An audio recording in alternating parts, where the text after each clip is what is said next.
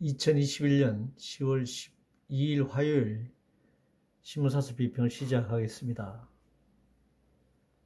먼저 대장동 관련된 사설입니다. 중앙일보는 대장동 의혹 수사, 피의자들 입에 휘둘리지 말아야 한다. 동아일보 그분은 누구인가?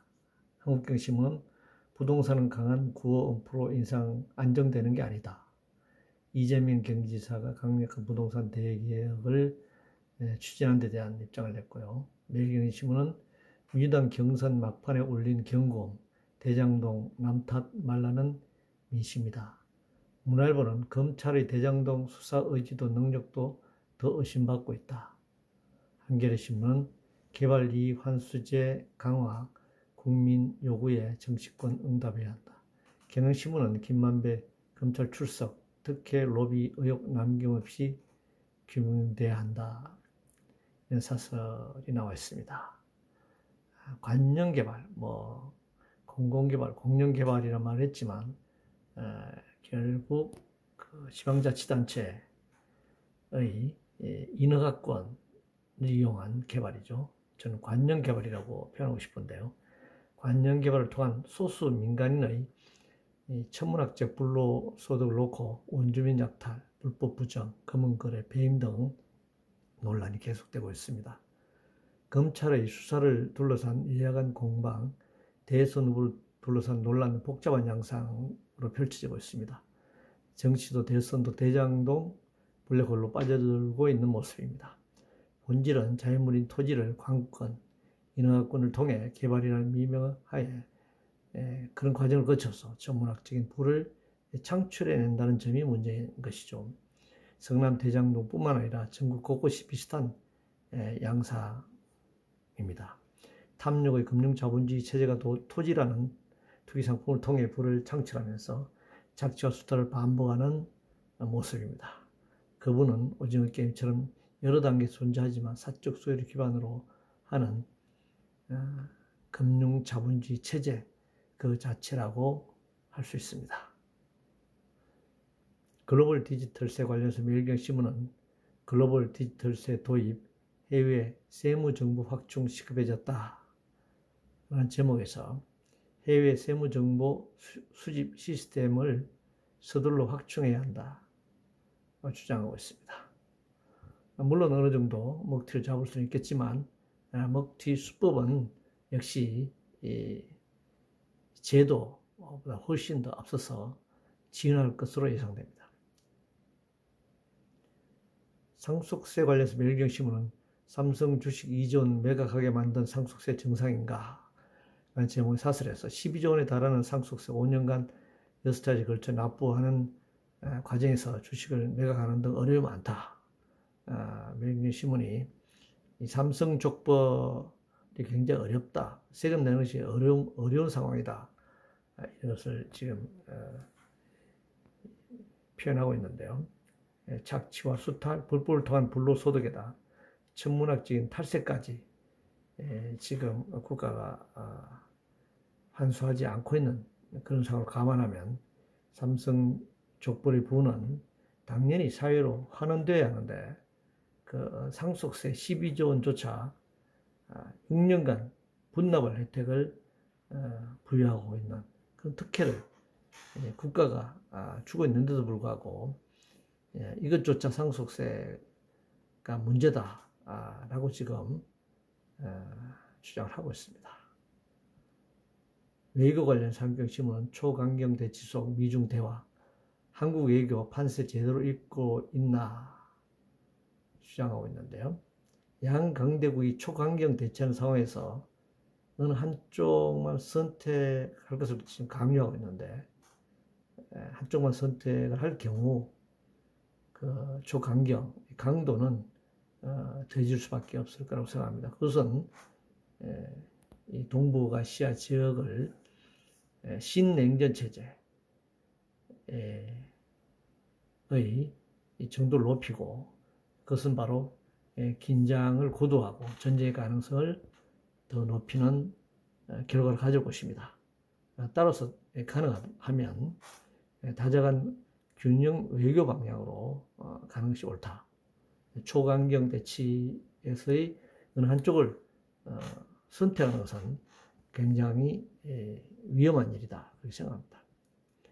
태양광 관련해서 한경신문은 9년 뒤 서울의 1.1배 깔릴 태양광 친환경 탈선 환경 파괴다 제목에서 문재인 정부에서 서울의 43%에 해당하는 면적에 패널이 설치되었고 2030년에 서울 면적의 1.1배에 달할 거다 이렇게 이제 지적하고 있습니다.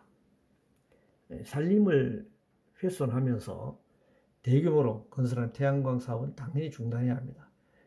일단 전기 소비를 획기적으로 줄이는 방안을 마련하고 탄소 중립에 따른 대체에너지 개발의 경우 철저하게 친환경적 방향으로 가야 할 것입니다.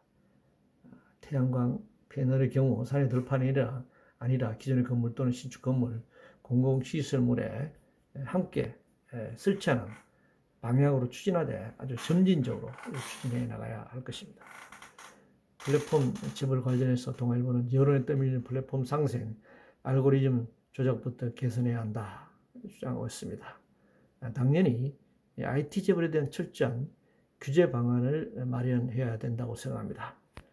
기존의 이 산업자본의 이 플랫폼과는 굉장히 다른 이 디지털 혁명 시대의 IT 재벌의 규모의 확대, 또 착취의 강도나 속도는 산업자본 시기의 재벌과는 질적, 양적으로 차이가 난다고 생각합니다. 따라서 그냥 플랫폼으로만 얘기되거나 IT 신산업, 4차 산업으로만 얘기될 것이 아니라 하나의 거대한 공룡과 같은 새로운 IT 재벌이라는 관점에서 규제 방안을 마련하는 것이 필요하다 생각합니다. 공작원 관련 조선일보는 북공작원 청와대 근무 고위 탈북자 증언 과거 얘기만은 아닐 수도 제목의 사설에서 북한 대남 공작 기관인 정찰총국 대자 출신 고위 탈북민이 영국 BBC에서 인터뷰한 내용을 싣고 있습니다. 문화일보는 북 목표는 남의 정치 예속과 공작은 곳곳에 활약하고 있다 이렇게 이제 사설을 내보냈는데요. 저로서는 구체적인 내용을 알 수는 없습니다. 만약에 이것이 사실이라면 그동안 국가정보기관은 뭘 했다는 건가? 국정원의 그런 설립 목적으로 놓고 봤을 때 북한 공작원이 곳곳에 만약에 존재하고 있다라고 한다면 국정원이 본래 설립의 자기 목적이 아니라 그럼 국내 정치에만 개입했다는 건지 묻지 않을 수 없네요. 대선 관련해서 조선일보는 여당 경선 뒤 4분 대장동 특검 막은 게 화근, 중앙일보는 비전은 없고 막말만 남은 국민의힘 대선 후보들, 동아일보는 28대 62 더불어민주당 대선 후보 경선의 3차 선거인단 투표 결과를 내보냈고요. 문화일보는 여당 후보 이재명 28대 62 민심 직시하고 특검 요청하라. 한겨레 신문은 경선 불복 논란 빚는 민주당 갈등 조속히 매듭지어야 한다. 경향신문은 경선 후유증 겪는 민주당 원칙 따라 질서 있게 수습하라 로 주장하고 있습니다. 권력 투쟁은 원래 이전투 양상을 띌 수밖에 없습니다. 과거나 현재의 정도에 거쳐서 역사적으로 보면 정도의 차이만 있을 뿐 승자는 충신이 되고 패자는 역적이 되는 게 권력의 모습이라고 할 수 있습니다. 따라서 수단과 목적을 가리지 않고 권력 잡기 위해 쟁투를 벌이는 것이죠. 이것은 필연적이라고 생각합니다. 권력이 집권하기 위해서 권력을 잡기 위한 극단적 싸움의 결과는 서로 정오하고 서로 갈등하고 그런 또 보복, 정치 보복으로 이어지는 상황들을 우리가 경험적으로 확인해 왔습니다. 따라서 권력의 분산과 필요한 경우에 권력의 공유가 필요하다 이렇게 생각합니다. 금융감독 관련해서 한겨레 신문은 삼성생명 봐주기 논란이 잇따라 좌초하는 금융위 제목의 사설에서 삼성생명 계열사 부당 지원 제재안에 대해 삼성생명이 유리한 해석을 해줬다는 것입니다. 금융감독은 재벌문 앞에서 멈춘다라는 말이 있습니다. 이뿐만 아니라 삼성생명 암보험 환자들이 약관들 암보험금을 지급하라는 요구조차 금융감독위원회는 그동안 나몰라라 해왔습니다.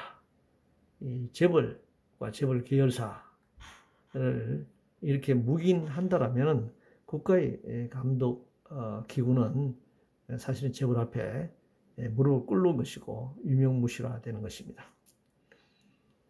위드 코로나 관련해서 경향신문은 위드 코로나 가는 길 재택치료 준비 충분한가라는 제목의 사설에서 한정된 의료 자원을 위중증 환자 사망자 수 감소 및 관리 집중하기 위해서라는 그런 정부 입장을 지금 나타냈는데요. 사실 위중증 환자 사망자 문제가 심각합니다. 대부분 특히 백신 접종 이후의 사망자의 경우에는 인과관계, 연관성이 없다라고 정부가 지금 대부분 발표하고 있고, 위중증 환자의 경우 코로나 감염됐을 때는 의료보험이 상당수 되지만 양성에서 음성으로 판정이 날 경우에 그 이후에 굉장히 폐가 손상된 폐의 그런 치료를 위해서 엄청난 천문학적인 의료비가 들어가는데 그것은 대부분이 자가 부담으로 해결해야 되는 그런 문제들이 지금 속출하고 있습니다. 따라서 공공의료시설을 획기적으로 확충하면서 불가피할 경우에 재택치료를 가야 하는 것이지 국가가 그냥 재택치료에서 알아서 하라 라고 반기해서는 안 된다고 생각합니다. 교육관련 조선일보는 80대 기업인의 리더 양성론 대한민국의 인재 전략이란 게 있나? 라는 제목의 사설에서 창업한 기업을 매각해 핵심 인재 양성을 위한 대학 설립에 나선 조창걸 한샘 명예회자 굉장히 칭송하는 지금 사설을 내보냈는데요. 국가가 할 수 있고 국가가 해야 하는 역할을 왜 재벌이 나서는지 모르겠습니다.